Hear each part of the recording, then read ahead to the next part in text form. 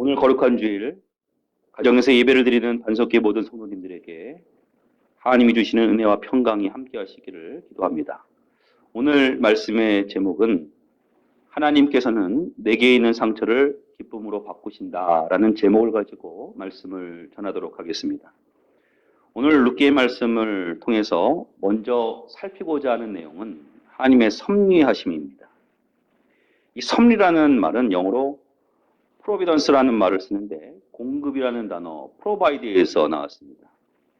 쉽게 얘기하면 우리의 인생이 우연이 아니라는 것입니다. 하나님께서 계획하시고 공급하신다라는 것입니다.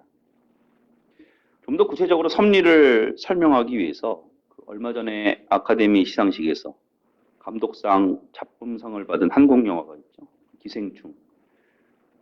그 기생충을 보면은 극 중에 아버지 역할을 맡은 송강호 씨가 아들에게 이런 말을 합니다. 아들아, 너는 계획이 다 있구나. 계획이 있다. 세상의 일들은 우연이 되는 것 같이 보이지만 섭리는 우리를 향한 하나님의 뜻과 계획이 있고 그것을 통해서 우리를 인도하신다라는 것입니다. 그래서 섭리를 이해하는 중요한 것은요, 하나님의 뜻과 계획 안에서 하나님께서는 지금도 일하신다라는 것입니다. 하나님께서는 세상을 창조하셨습니다. 또 우주의 질서를 부여하셨습니다. 그리고 나서 가만히 손 떼고 계시는 것이 아닙니다. 여러분, 매일 새벽에 해가 뜨고 또 저녁에 해가 집니다. 매일 해가 뜨는 것, 저절로 되는 것입니까? 아니면 하나님께서 해가 뜨도록 일하고 계시는 것입니까? 후자가 맞죠. 하나님이 만들어 놓으시고 가만히 계시는 것이 아니라 지금도 역사하고 계시다라는 것입니다. 요셉의 일생을 보면은 요셉이 형들에게 노예로 팔려가고 억울하게 누명을 쓰고 감옥에 갇혔습니다. 그 순간에는 하나님이 보이지 않죠. 하나님이 보이지 않는다고 하나님께서 일하고 계시는 것이 아닙니까? 아닙니다. 요셉의 배후에서 여전히 일하고 계십니다. 하나님의 섭리에 대해서는 로마서 8장 28절은 이렇게 이야기합니다. 우리가 알거니와 하나님을 사랑하는 자 곧 그의 뜻대로 부르심을 입은 자들에게는 모든 것이 합력하여 선을 이루느니라. 하나님께서는 우리가 잘 되게 만드실 계획이 있고 이것을 위해서 일하고 계시라는 것입니다. 오늘 본문으로 돌아와서 그러면 룻기 1장에서 보여주는 메시지가 무엇인지 세 가지로 나누어서 구체적으로 살펴보도록 하겠습니다.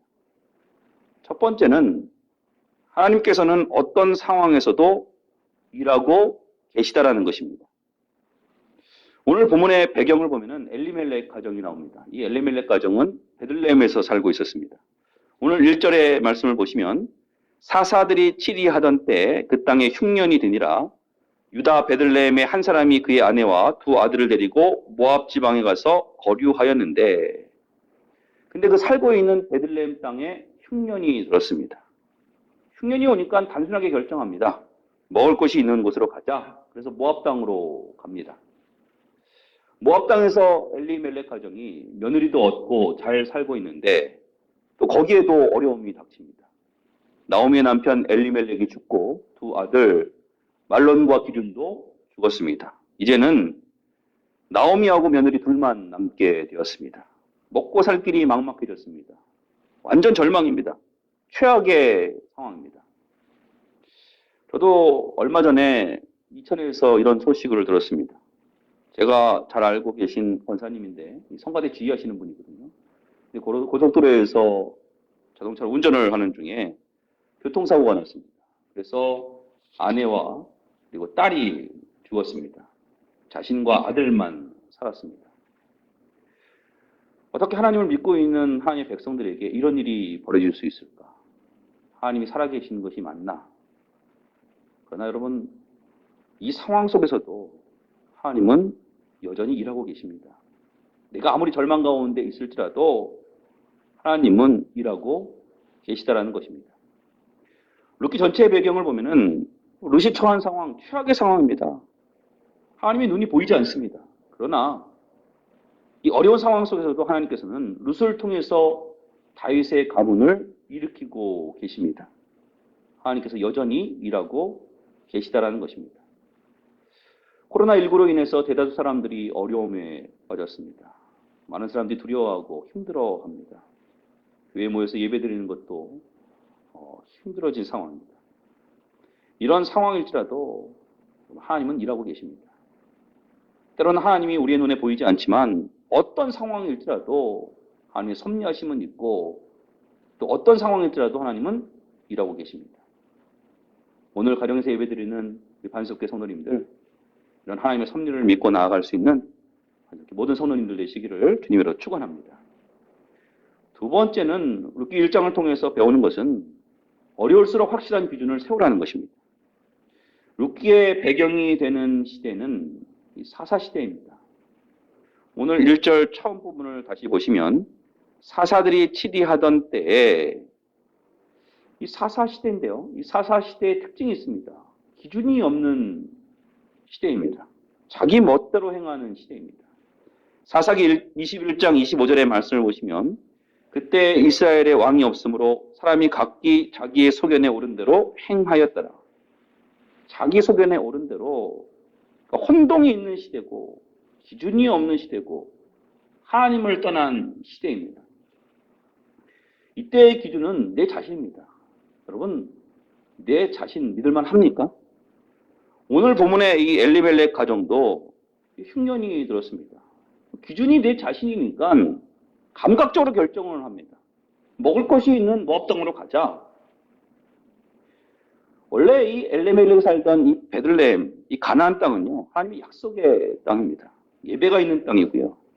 영적인 공급이 있는 땅입니다. 반면 모압 땅은 영적인 공급이 없습니다. 모압이 섬기는 신이 나오는데 그 신은 그모스 신입니다. 이 신의 특징은 음란하고 잔인합니다. 여기서 몰래게 제사가 나오는데 자기 아들을 불러 태워서 제사를 드리는 것. 이겁니다. 그러니까 그모스는 음란하고 잔인한 신입니다. 민수기 25장을 보면은 발람 선지자가 이스라엘을 저주하다가 안 되니까 모압 왕 발락에게 이스라엘을 넘어뜨리는 계책을 알려줍니다. 그러니까 그모스 신에게 제사할 때 이스라엘 남자들을 깨워서 음행하게 만듭니다. 민수기 25장 1절서부터 보시면 이스라엘이 시딤에 머물러 있더니 그 백성이 모압 여자들과 음행하기를 시작하니라. 그 여자들이 자기 신들에게 제사할 때 이스라엘 백성을 청하매 백성이 먹고 그들의 신들에게 절함으로 이스라엘이 바알볼에게 가담한지라. 여호와께서 이스라엘에게 진노하시니라. 9절의 말씀을 보니까 그 연병으로 죽은 자가 24,000명이었더라. 이게 그모스 신의 특징입니다. 결국 전염병으로 말미암아 24,000명이 죽었습니다. 이 엘리멜렉 가정, 이 베들레헴을 떠나 모압 땅으로 가면 안 됩니다.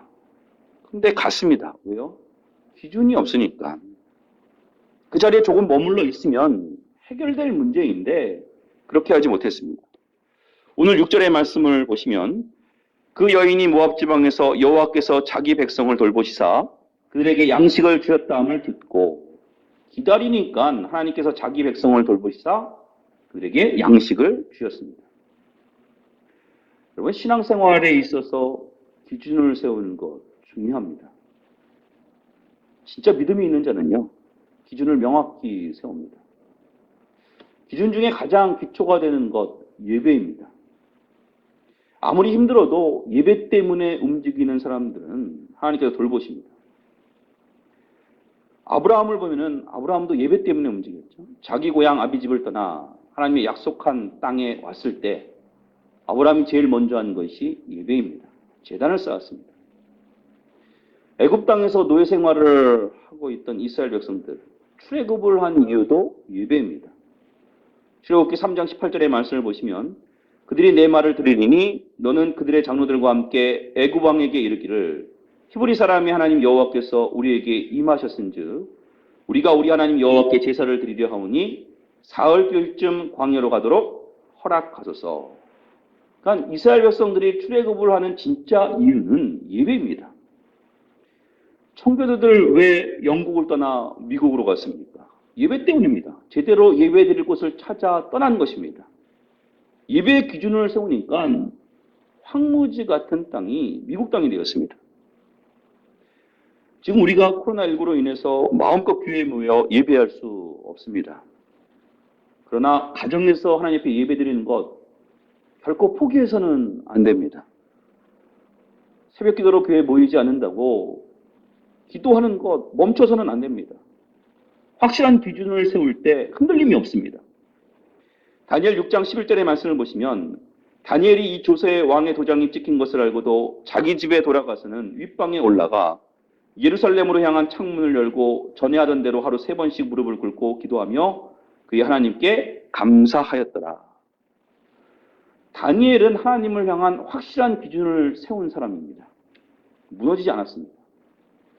오늘 가정에서 예배드리는 우리 반석교회 모든 성도님들, 어려울 때이지만 하나님을 향한 확실한 기준을 세우는 하나님의 귀한 백성들 되시기를 주님으로 축원합니다. 세 번째는 룻기 1장을 통해서 살필 것은 하나님께서는 내게 있는 상처를 기쁨으로 바꾸신다라는 것입니다. 오늘 6절의 말씀을 보시면 그 여인이 모압 지방에서 여호와께서 자기 백성을 돌보시사 그들에게 양식을 주셨다 함을 듣고 이에 두 며느리와 함께 일어나 모압 지방에서 돌아오려 하여. 이 나오미는 처음에는 두 며느리와 함께 베들레헴으로 돌아오려 했습니다. 그런데 며느리가 자기에게는 상처인 거예요. 그래서 데려가려 하지 않습니다. 8절의 말씀을 보시면 나오미가 두 며느리에게 이르되 너희는 각기 너희 어머니의 집으로 돌아가라. 그랬더니 두 며느리가 이 10절의 말씀을 보시면 나오미에게 이르되 아니니이다. 우리는 어머니와 함께 어머니의 백성에게로 돌아가겠나이다 하는지라. 안 돌아가겠다라는 거예요. 그래도 나오미가 두 며느리에게 돌아가라고 얘기했더니 오르반은 가고 룻은 남고 시어머니를 쫓아갑니다.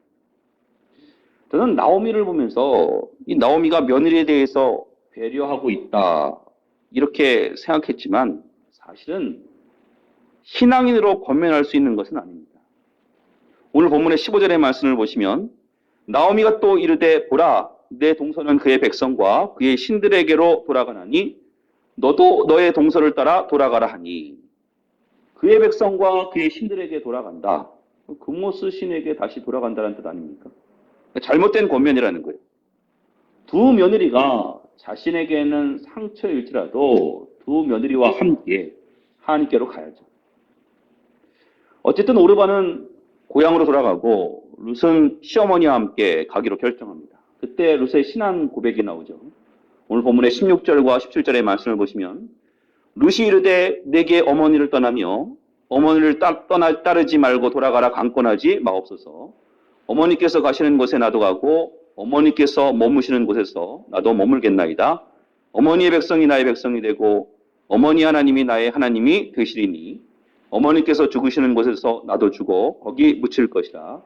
만일 내가 죽는 일 외에 어머니를 떠나면 여호와께서 내게 벌을 내리시고 더 내리시기를 원하나이다. 룻의 기가 막힌 신앙 고백이 나오죠. 이것이 우리의 신앙 고백이 되기를 원합니다. 룻이 이런 고백을 하는 것이 결코 쉽지 않았습니다. 룻은 이방 여인입니다.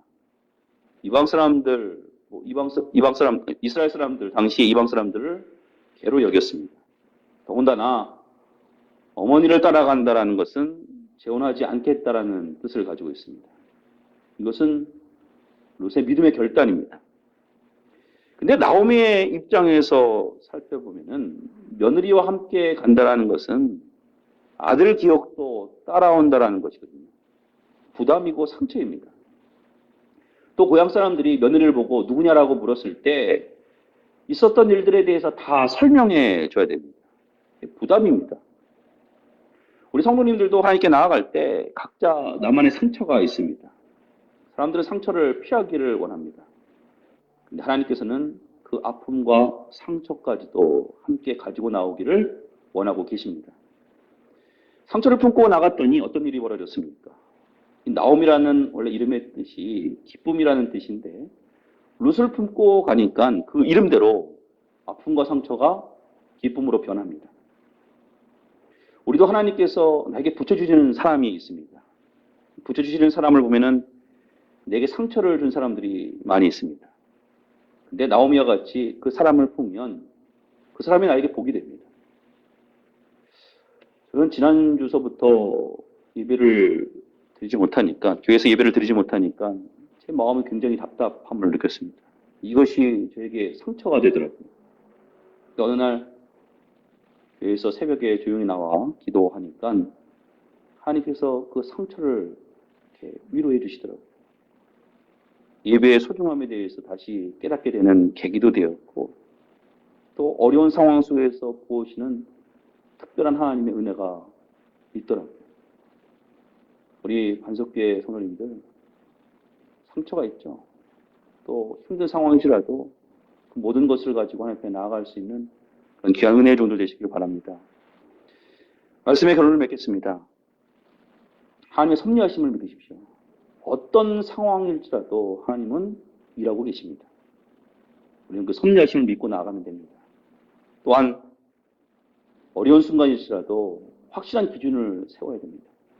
예배에 대한 기준, 기도에 대한 기준, 그것을 세우고 흔들리지 않는 우리 성도님들 되시길 바랍니다. 또 나에게 아픔이 있습니까? 그 아픔을 품고 하나님께 나아갈 때 내게 있는 그 상처가 기쁨으로 변하게 될 줄 믿습니다. 오늘 예배하는 모든 반석계 성도님들 상처를 품고 하나님께 나아가는 것을 통해서 그 상처가 기쁨으로 변화되는 그런 귀한 은혜를 누리시는 믿음의 종들 되시기를 주님으로 축원합니다. 기도하겠습니다. 하나님, 하나님께 예배하는 이 시간 하나님께서 함께 하심을 믿습니다. 하나님께서는 영과 진리로 예배하는 자들을 찾으시겠다라고 약속하여 주셨습니다. 아니 우리가 하나님 앞에 영과 진리로 예배합니다. 이 시간 성령의 충만함을 허락하여 주시옵소서. 하나님 간절한 마음을 가지고 기도합니다. 코로나19 사태가 빨리 진정되고 회복되기를 원합니다. 어떤 상황일지라도 하나님께서는 일하고 계심을 믿고 고백합니다. 하나님 원하옵는 것은 이 땅의 긍휼을 베풀어 주시옵소서. 내 이름을 일컫는 내 백성이 그들의 악한 길에서 떠나 스스로 낮추고 기도하여 내 얼굴을 찾으면 내가 하늘에서 듣고 그들의 죄를 사하고 그들의 땅을 고칠지라 약속하여 주셨습니다. 하나님, 먼저 내 자신과 우리 민족이 범한 모든 죄들을 회개하고 나아가오니 나의 모든 죄와 우리 민족이 범한 모든 죄들을 용서하여 주시옵소서. 어려울수록 예배의 자리, 기도의 자리를 떠나지 않게 하시고 또 내게 있는 아픔을 가지고 하나님께 기도할 때 그 아픔이 기쁨이 될 수 있도록 인도하여 주시옵소서. 우리 반석기를 위해서 기도합니다. 성도들이 기도할 때마다 성령을 보여주시고 특별히 그 기도하는 모든 것들을 응답하여 주시옵소서. 우리 반석기에 속한 어린아이부터 어른들에 이르기까지 이 코로나19 이 전염병으로부터 지켜주시고 또 오고 가는 모든 길들을 눈동자같이 지켜주시옵소서. 이 모든 말씀 우리를 구원해 주신 예수 그리스도의 이름으로 기도합니다. 아멘.